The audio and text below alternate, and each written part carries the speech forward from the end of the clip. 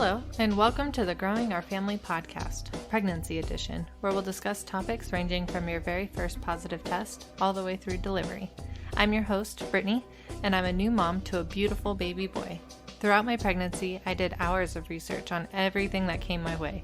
Join me on a weekly chat where I'll share my knowledge and personal experiences with all of you. You are listening to Episode 1, Home, Hospital, or Birth Center. Before you make this decision, you should probably take into consideration what your insurance is going to cover. Hospital births can be extremely expensive. I think at the end of the day, my bill was $35,000 before insurance. Luckily, most people are insured, and that won't be their out-of-pocket expense. But you definitely want to look into how much they're going to charge you, what your copays are going to be, and any other additional costs that may occur while you're in the hospital. These are all factors that you want to take into consideration when comparing costs. Just because you have a home birth or even a birth center birth doesn't mean your insurance won't cover it off the bat. There are some insurances out there that will cover it, either partially or 100%. If your insurance doesn't cover a home birth or a birth center birth, I would still look into the total cost because they can be much cheaper than a typical hospital stay. You want to compare the total cost at the end of the day, and your birth at home may actually be cheaper uncovered than a hospital birth would be with insurance. That's just one factor that you want to take into account. You also want to see which providers are in network. If you look through your insurance and you don't see any midwives covered, that means you might have a hard time having a birth center or a home birth if you can't get a midwife to attend it. Most OBGYNs don't attend home births, but that doesn't mean that they never do. So that's also an option you can look into to see if they will come to your home. Once you figure out the insurance, it comes down to which setting is going to fit you and your personality and the birth you want the best. The most common is going to be a hospital setting. A study done in 2012 showed that 98.6% of births occurred in a hospital in the United States. There are some instances when a hospital birth can be unavoidable, and those usually come down to if you are a high-risk patient. Some examples of high risk is if you're attempting a vaginal birth after cesarean, which is also called a VBAC. If you're experiencing any problems with your placenta, if you are expecting twins or triplets or any multiples, or if you have gestational diabetes. These are the most common reasons why you would be considered a high-risk patient. You can also be high risk if you're over the age of 35, but that doesn't necessarily mean that a midwife will not accept you as a patient. You can still look into that option, but the majority of midwives would suggest that you see an OBGYN and give birth in a hospital just to be on the safe side for you and baby. Others may also suggest planning a hospital birth for your first pregnancy because you just don't know what kind of birth you're going to have. You may be one of those lucky women who have a 2-hour labor and a 20-minute birth, and you may be one of the women who have a 48-hour birth where you're in labor and you're not progressing and you need medication to get you to the point of delivery, and you just never know until you actually experience it for yourself. I had a perfect pregnancy up until week 36. I never had any issues. I passed all my tests with flying colors, and then I show up for my 36-week tummy check, and my blood pressure was through the roof, and I had to take my blood pressure multiple times. And they sent me over to labor and delivery to have some tests done. And by the next day, I had a scheduled induction for the day that I hit 37 weeks. And that was only 3 days after my appointment. It turns out I ended up with gestational hypertension and had a risk of preeclampsia. And the doctor wanted to make sure that both me and baby stayed safe. So he got to come a little bit early. I couldn't imagine if I had to make this switch if I wasn't already planning a hospital birth. They probably would have assigned me to an OB/GYN that I didn't know. I would have had to show up at a hospital that I did not tour beforehand, and I would have had a completely different birth than what I was planning.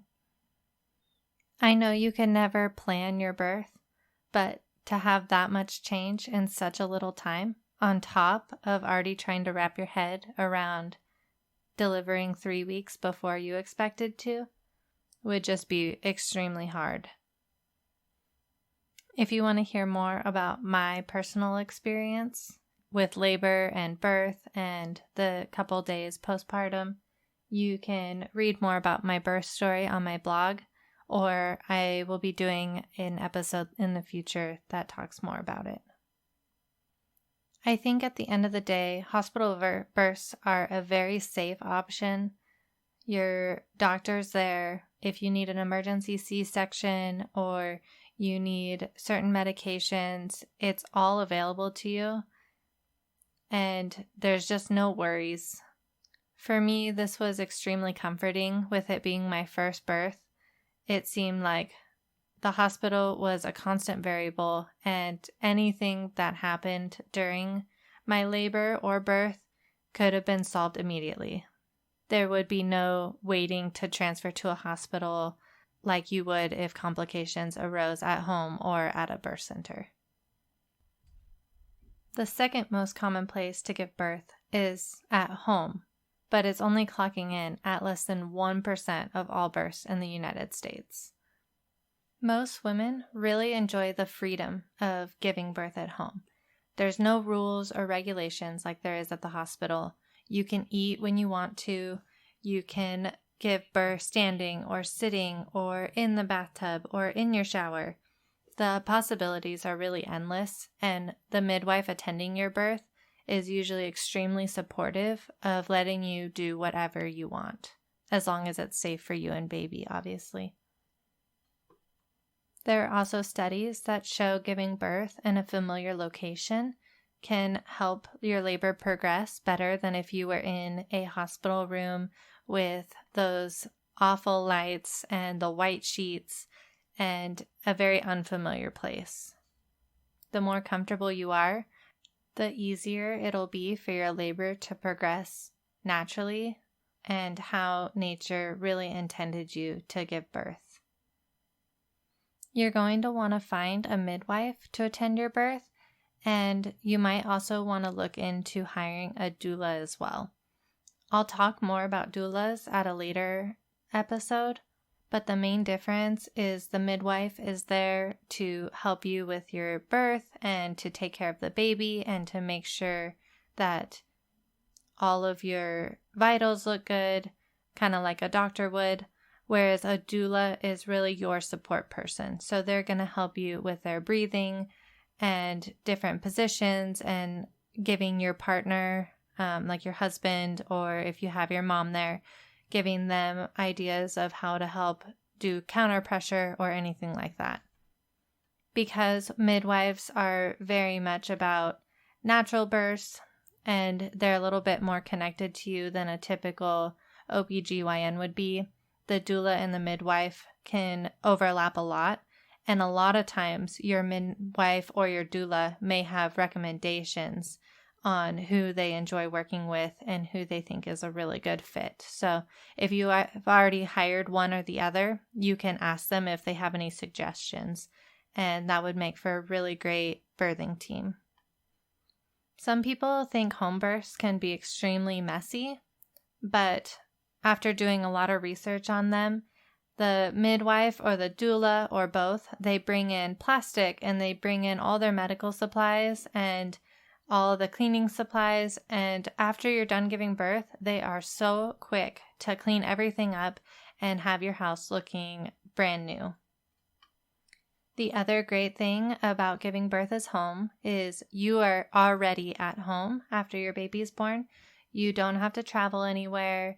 You get to sit and cuddle your newborn while the midwife helps you out and gives you some tips and helps you get breastfeeding established if that's what you want to do. And overall, I think it would be a very relaxing experience afterwards instead of having to change hospital rooms and deal with taking the baby into the NICU to get checked out and all the heel pricks that they give him and blood tests and everything else that is very clinical about a hospital. You get to avoid that, and it's more you, your partner, and your baby, while your midwife and or doula help you out and start getting this new life established. Midwives also do your postpartum care in home, and you get way more visits than you do with an OBGYN. With an OB, you show up like 2 weeks after you give birth, and then if all is good, then you don't come back for another 6 weeks. Whereas with a midwife, they'll come way more often, and I think it just depends on how you're doing and how much you need them. But if you need them to stay with you for an hour, they'll stay with you for an hour, and they just supply a lot more support, and they come to you versus you trying to get your baby wrapped up in their car seat and get them in the car and drive to your office and wait in a waiting room. So that is definitely one huge advantage to doing a home birth. One of the disadvantages of doing a home birth is if complications arise, you're going to have to be transferred to a hospital, and the complications don't even have to be major. Obviously, if something really bad happens and you need a C-section or the baby's in distress, then yes, like they're going to rush you right to the hospital and get all of that taken care of. But you can also be transferred to the hospital for non-emergent things such as failure to progress, which is just where your body isn't really contracting like they want it to, and the baby is just not descending into the birth canal, and you just seem like you are going through an extremely long labor and your body really isn't doing what it's supposed to do, and you might need a little bit of medical intervention at this point to help your labor move along. The other main reason that you would have to go to the hospital is if you are approaching 24 hours after your water breaks.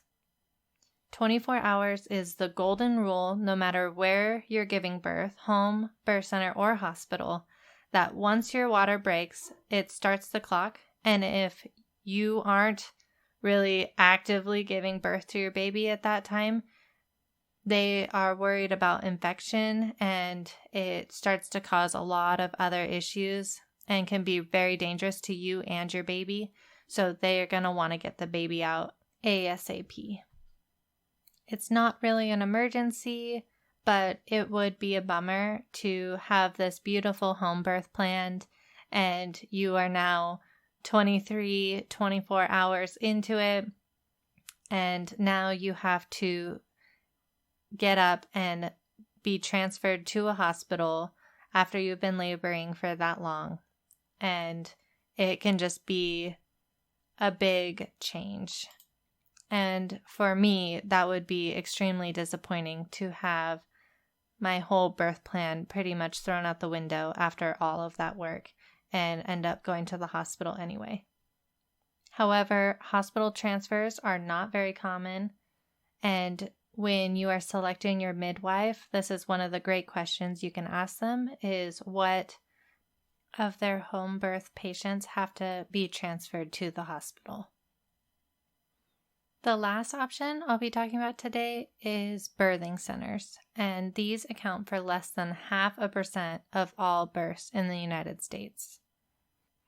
It is just so crazy to me that that number is so small, because even though they've been more and more popular every year, I feel like people just don't know what a birthing center is and what kind of benefits they have for you.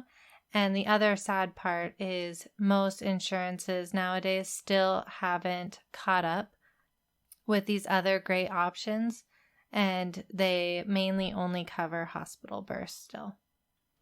A birth center is usually run by a nurse midwife and may or may not have a physician overseeing everything. But a birth center encourages a natural birth, and it's a great mixture between a hospital setting and a home setting.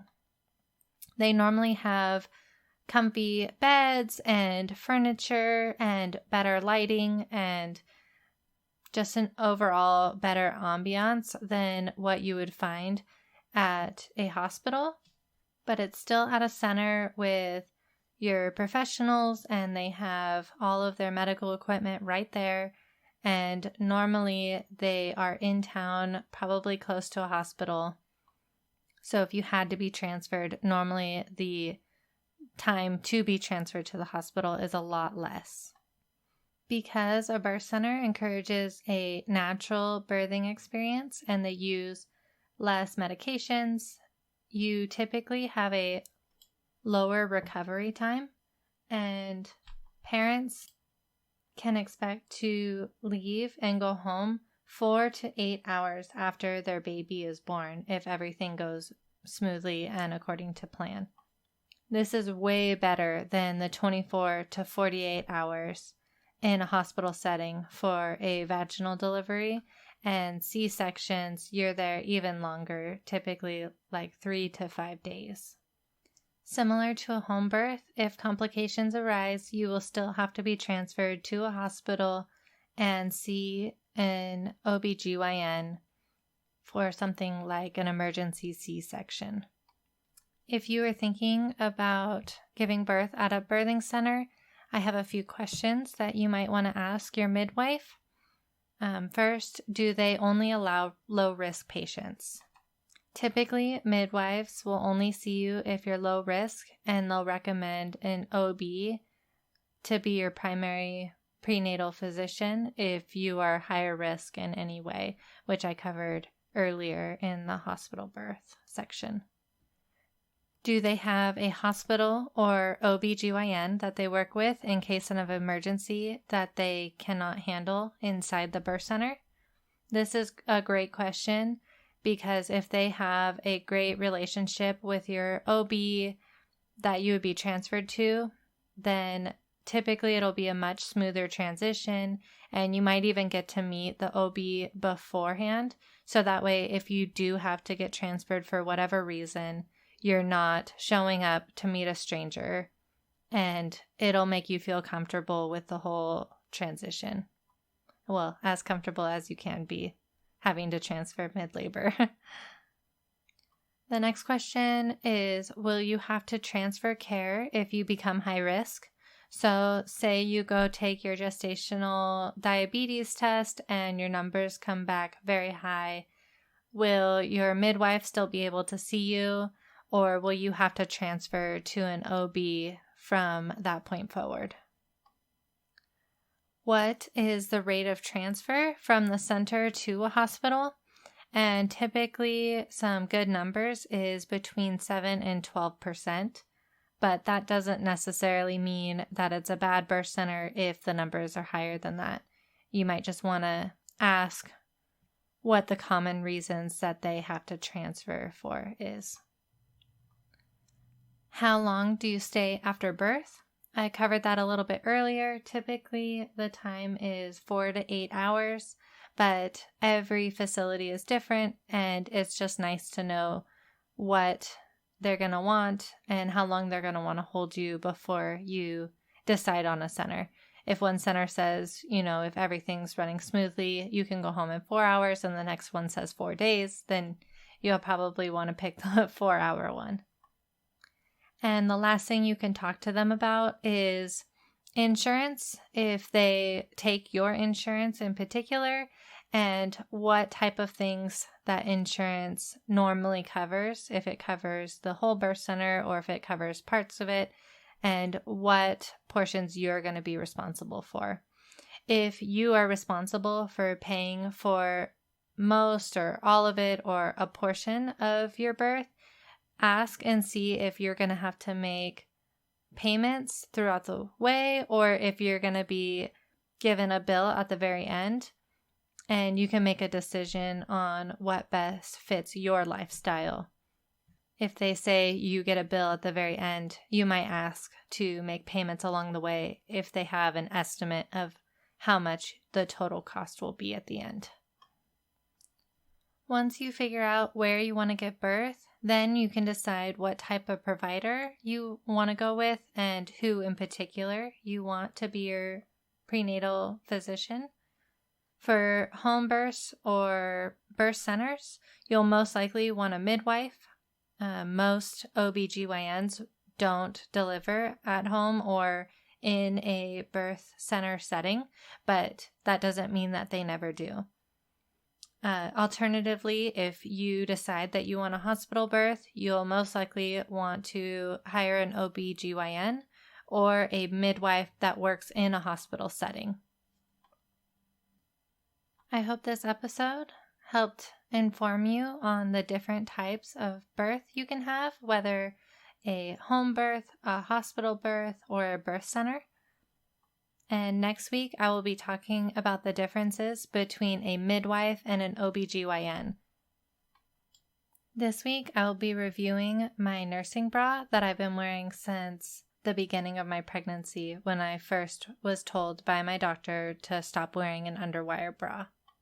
The brand is I Love SIA, and I bought them on Amazon, and let me tell you, they are so comfortable.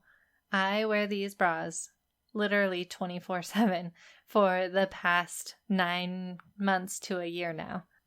I purchased a $50 maternity/nursing bra at a maternity store, and it's nice, but I actually love these more, and they are only a fraction of the cost.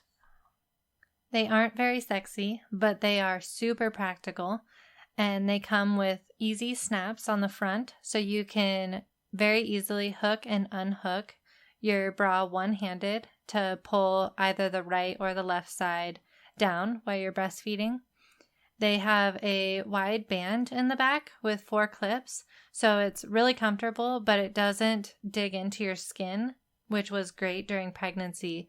As your baby starts to grow, your rib cage will actually start to get bigger, and all of my normal bras from before pregnancy became way too tight.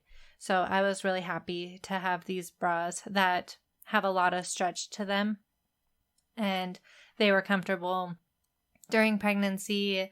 When I first got home from the hospital and my milk came in and my boobs grew like over a size, and now that I'm comfortably breastfeeding and I've evened out a little bit, they are still so comfortable. I wear them all the time, and they are probably one of my favorite purchases that I've made since I found out I was pregnant.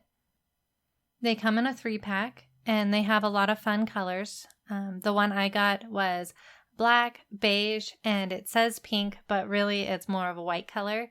And they also have a fun purple color. I just want to throw this out there. Normally, black hides everything, but when you are nursing, black shows every bit of milk stain and gross crusties and everything else that you really don't want to show. Black shows it all. So I bought the pack. It comes with the black bra, and I really only wear it when I'm wearing black nursing tank tops when it's warm outside, just so it matches my clothes. But for the most part, I really enjoy the beige and the nude/pink color that they have on there. I was a 36C before pregnancy, and I'd say the girls grew about a full cup size when my milk came in, and they still fit great. They weren't too tight. And every day I wear the Free Me cups while I'm pumping at work. And It stretches my bra probably twice the size of what they normally are. And at the end of the day, it still fits. It's still supportive. And I really love this about this bra because it is so versatile and it really holds its form through everything that I've put them through. I've read through the reviews, and women from size A all the way through size G say they love this bra. They think it's extremely supportive. So I'm not the only one who is in love with it. I actually went and bought a second 3-pack, so I have 6 total when I went back to work and knew that I wouldn't be able to do laundry as often as I could while I was home on maternity leave. They come in size small through 2XL, and each size has multiple bra sizes that it fits. So if you go onto my review at growingourfamily.com, it breaks down the size ranges and what size, so that way you can kind of get an idea of what you were before pregnancy, what you might be now, and predict what you think you might be after your milk comes in. And I was able to guesstimate my size when I was pregnant, and the bra still fits perfectly. The only downside I can think of for this bra is actually also one of my favorite features, and that is the 4 clasps on the back. Because it has all 4 clasps, it's really supportive and very wide, but I don't know if this is just me, but I can have trouble getting all 4 of them hooked quickly, especially at 6 a.m. in the morning on my way to work, and I'm sleep deprived because which mom isn't? And I'll get the top one hooked, and then I'll get the second one hooked, and by the time I get down to the bottom one, the first one's come unhooked. But it doesn't happen very often. I just wanted to throw it out there. That way, when you are riding the struggle bus with me, you don't look back and think that I didn't share the whole review with you. But I think for that very small downside, it's totally worth it. The bra has so many pluses to it that I would definitely recommend going and buying it. I have recommended it to all of my close friends who've been pregnant or had babies recently, and I even went back and bought a whole second pack of them because I love them so much. So that's it for this week. Thank you so much for joining me on my first week at Growing Our Family Pregnancy Podcast. I'm really excited to talk with you guys and hear your feedback and just grow and be there for you throughout your pregnancy. So make sure to visit our website. It's growingourfamily.com. That's growingourfamily.com to see today's show notes and product links. And also, don't forget to rate and subscribe on iTunes or Stitcher or wherever you download your podcast so you always get the latest episodes. And if you've had your baby or just want to learn more about life after delivery, check out the Growing Our Family Parenting Edition. Please join me next week for another episode.